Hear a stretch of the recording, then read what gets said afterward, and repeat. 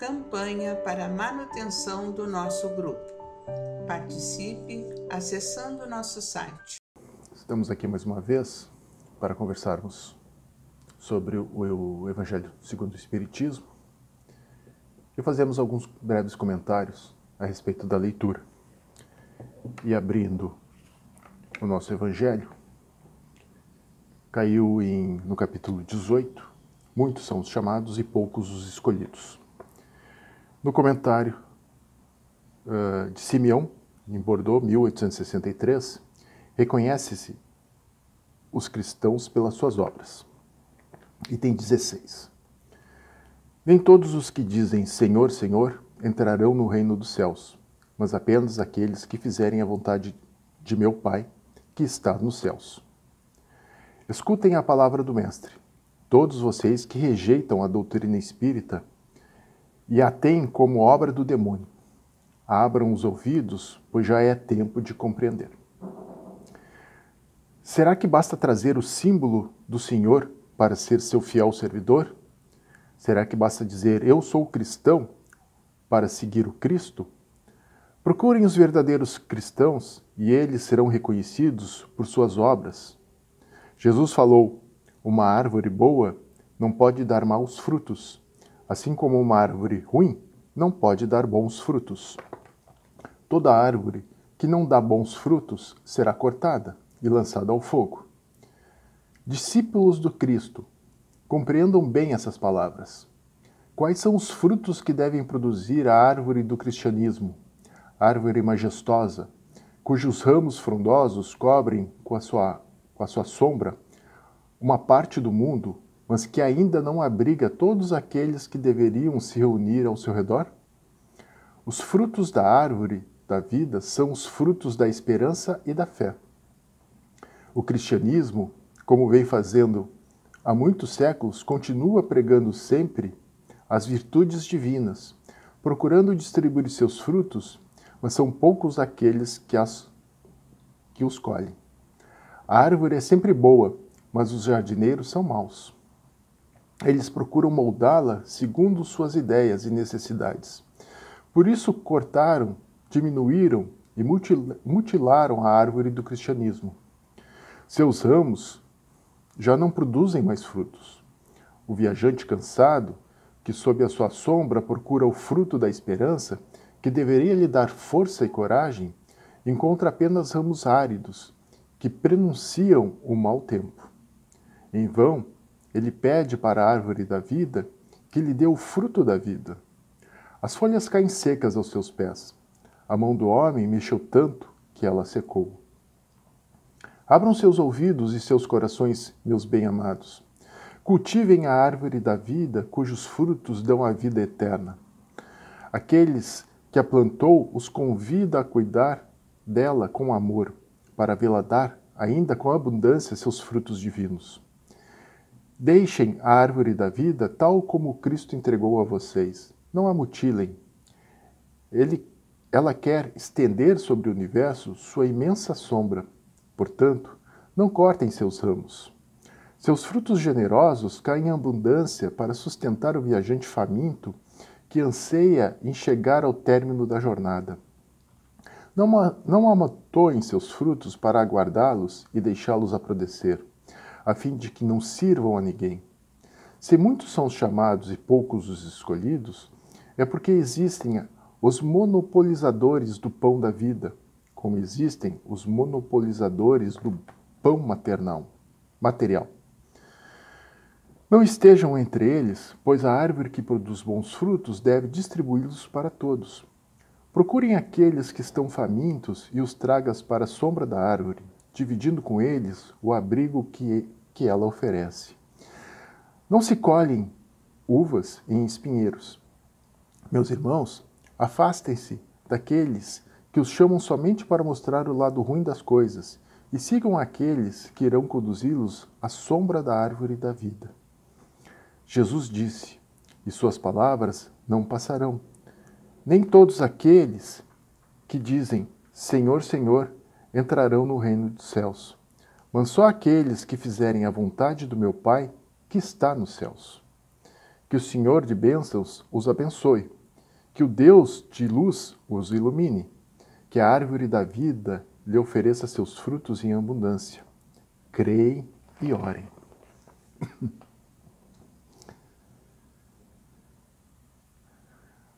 Simeão nos traz reflexões profundas nessa passagem. Ele nos promove a um pensamento muito profundo no sentido do se conhecer, do se entender, do se perceber, do viver. Ele traz a metáfora aqui, ele traz a indicação aqui da árvore da vida. E a árvore da vida a gente encontra no Antigo Testamento lá no paraíso, né? Junto com as árvores onde Adão e Eva, né, viveriam eternamente. Ela estava ali. Mas a árvore da vida também é citada no Apocalipse 22, que é o último dos textos do novo Evangelho, onde ali também ela se encontra frondosa, com seus galhos e ramos, onde ali é indicado que existem 12 frutos, um para cada mês. E traz essa simbologia, a árvore da vida, a questão da imortalidade, a questão do viver em Cristo, o viver em Deus. E cada fruto desse nos alimenta, nos fortalece, nos anima, nos dá a fé e a esperança que aqui o texto nos traz, que deve ser compartilhado. Porque o Cristo nos ensinou, quando esteve aqui, o que nós devíamos fazer como cristãos, como nós devíamos agir uns aos outros, como nós devíamos viver para si e para com os outros. A árvore da vida, que dá bons frutos, que acolhe, que abraça, que ajuda, que dá a sombra necessária para aquele que está caminhando, às vezes, sem rumo. E essa imortalidade nos é traduzida através do Espiritismo no entendimento que nós temos em ser espíritos. E enquanto sermos espíritos, somos imortais. Mas a árvore da vida também reflete a necessidade que nós temos de conviver com o que é material e com o que é divino. Porque a árvore, para ela dar bons frutos, para ela frutificar, para ela criar sombras, para fortalecer seus galhos, folhas e frutos, precisa estar bem sedimentada na terra. E a terra para nós representa a possibilidade de regeneração, de recuperação, de melhoria contínua. Nós estamos hoje na terra, vivendo materialmente, encarnados, a possibilidade de refazer as nossas falhas, recuperar os nossos erros, mas principalmente desenvolver a nossa excelência enquanto espírito. Porque a cada reencarnação é um novo aprendizado, é uma nova oportunidade de aprendizado, de crescimento, de vivência.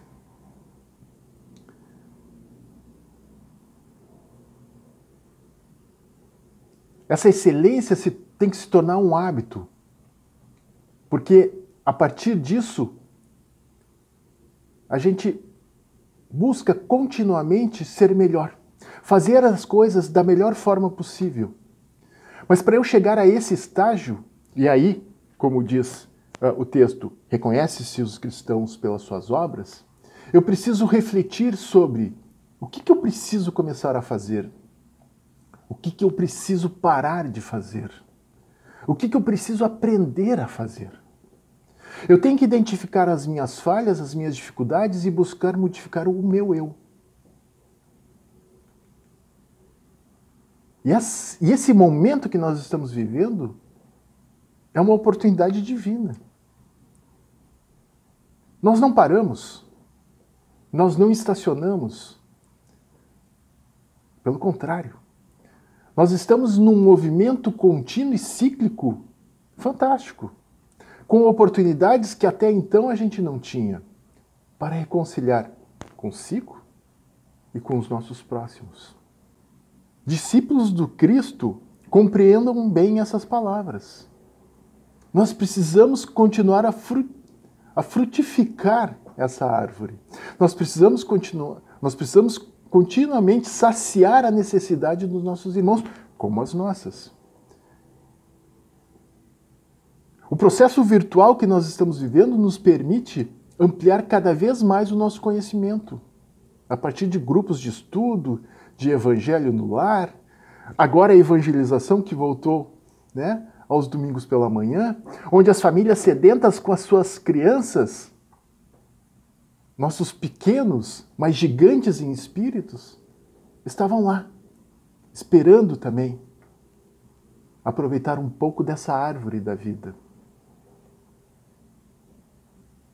E o Cristo está dizendo, não cortem, não cerciem, não modifiquem os ensinamentos básicos.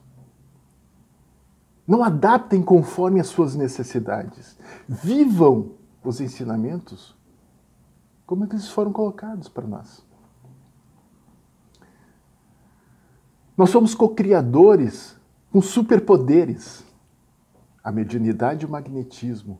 Nós possuímos virtudes, recebemos oportunidades para enxergar nossas fraquezas e perceber nossas dificuldades.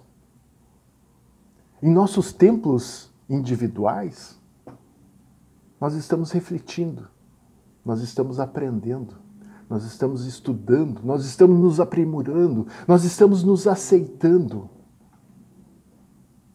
Nós estamos, na verdade, fortalecendo a nossa fé, o nosso amor e a nossa caridade. Mas não adianta, como ele diz aqui, monopolizar essas virtudes, esses sentimentos e esse conhecimento. Nós precisamos expandir.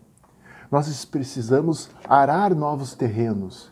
Nós precisamos plantar novas árvores para que possa ser acolhidos novos viajantes. Lembram na época? Os apóstolos curavam. Os apóstolos viviam com Jesus, conviviam com Jesus, mas ainda assim tinham medo, tinham dúvida. Às vezes faltavam fé. Mas sempre ele estava ali, nos ensinando a cada um deles, mostrando a cada um deles a capacidade e a potencialidade que eles tinham. É isso que o Cristo está fazendo até hoje. Todos os dias, a todos os momentos, a todas as oportunidades, Cristo está com a gente. Ele sempre está a nos ensinar. Ele sempre está ao nosso meio. Ele sempre está com uma mão estendida para aqueles, ou para aquele, que deseja dessa ajuda, desse amparo, desse cuidado. Nós somos discípulos do nosso Mestre. Nós temos a capacidade de ajudar a todos aqueles que convivem conosco, a todos aqueles que passam através da gente, ao nosso lado, na correria do dia a dia, aqueles que trabalham com a gente, aqueles que vivem de alguma forma a nossa rotina. Então nós somos, sim, jardineiros dessa árvore, desse terreno fértil que o Mestre arou há mais de 2000 anos atrás. Nós precisamos continuar fortalecidos na nossa vontade de seguirmos as suas pegadas, a sua caminhada. E se Jesus parasse na nossa frente e perguntasse: o que queres que eu te faça? Se nós tivéssemos essa oportunidade de estarmos frente a frente a Jesus, não na condição de Saulo, de perseguidor, mas na condição de seu discípulo, na condição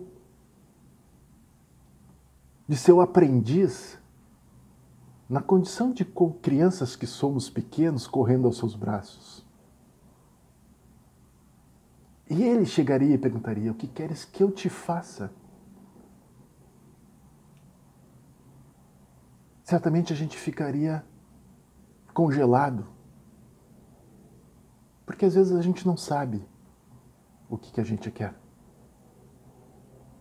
Mas possivelmente também teríamos a força necessária do cego de Jericó para dizer: eu quero continuar enxergando, compreendendo, entendendo, mas vivendo todos os teus ensinamentos. Esse é o convite que o texto nos faz. Que nós não guardemos as pérolas para entregar aos porcos. Não. Que nós colhemos o trigo no meio do joio, produzimos o pão e compartilhar ele a todos que necessitam. Mas já somos aprendizes, já somos jardineiros, imperfeitos ainda, mas com vontade de modificar toda a situação que se encontra por aí. Vamos aproveitar, meus irmãos. Vamos ser discípulos do Cristo e continuar desenvolvendo essa caridade que tem suas nuances de todos os tipos. O amor, que é puro, o escutar, o compreender, o aceitar, o se respeitar. Nós precisamos muito nesses dias. Neste momento, meus irmãos, vamos fazer as nossas preces e irradiações. Irmãos, vamos unir nossas almas confiantes para dedicar nosso pensamento e sentimento fraterno para quem precisa, quem está carente de saúde e de paz. Convidamos todos os irmãos a manterem seus corações e pensamentos vibrando nas preces que faremos a Deus a partir deste momento em favor daqueles que endereçarmos nossas vibrações. Prece para os enfermos. Neste momento, abrimos uma corrente de vibrações em benefício de nossos irmãos enfermos, que se encontram em nossas casas, hospitais, casas de caridades e demais locais onde se acham passando por dolorosas provações. Senhor, pedimos alívio para estes irmãos, que teu infinito amor permita que os divinos mensageiros possam deles se aproximar, suavizando-lhes o sofrimento. Senhor, se as tuas leis permitirem, que possam recuperar a saúde e tenham muita coragem e esperanças sobre a tua misericórdia infinita. Prece para os desencarnados.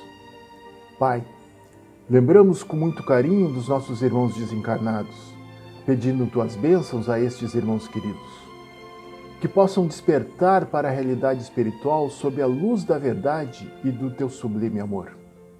Que se esclareçam, se libertem de todas as perturbações, reanimem-se e progridam, envolvidos na força da tua amorosa proteção. Prece para os lares. Pai, precisamos que teu amor ilumine os nossos lares, afastando as trevas da incompreensão, dos vícios, do sofrimento, das perturbações espirituais.